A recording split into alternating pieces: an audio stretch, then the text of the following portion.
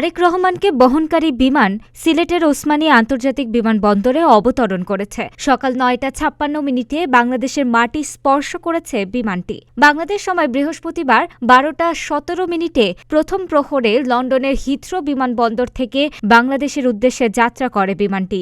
একই বিমানে তার সঙ্গে দেশে ফিরছেন স্ত্রী ড জুবাইদা রহমান ও মেয়ে ব্যারিস্টার জাইমা রহমান। বিমানবন্দরে পৌঁছে ভিআইপি লাউঞ্জ রজনীগন্ধায় অবস্থান শেষে তারেক রহমান সড়ক পথে কুড়িল হয়ে পূর্বাঞ্চলের ৩০০ ফিট এলাকায় নির্মিত গণসংবর্ধনা মঞ্চে যাবেন। সেখানে তিনি সমবেত জনতার উদ্দেশ্যে সংক্ষিপ্ত বক্তব্য দেবেন এবং দুপুর ৩টা ৪০ পর্যন্ত অবস্থান করবেন। এরপর ৩০০ ফিট এলাকা থেকে বসুন্ধরা জি ব্লকের গেট দিয়ে তিনি সরাসরি রাজধানীর এভারকেয়ার হাসপাতালে যাবেন। সেখানে বিকেল ৪টা ১০ থেকে প্রায় ১ ঘণ্টা চিকিৎসাধীন তার মা বিএনপি চেয়ারপারসন ও সাবেক প্রধানমন্ত্রী খালেদা জিয়ার পাশে অবস্থান করার কথা রয়েছে। হাসপাতাল থেকে বেরিয়ে তিনি গুলশান এভিনিউয়ের ১৯৬ নম্বর বাসভবন ফিরোজায় যাবেন। তারেক রহমানের স্বদেশ প্রত্যাবর্তন উপলক্ষে ৩ স্তরের কঠোর নিরাপত্তা ব্যবস্থা গ্রহণ করা হয়েছে।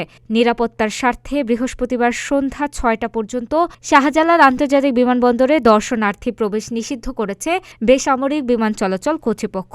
একই সঙ্গে বিমানবন্দর এলাকায় গোয়েন্দা নজরদারি বাড়ানো হয়েছে এবং সোয়াট টিমকে প্রস্তুত রাখা হয়েছে।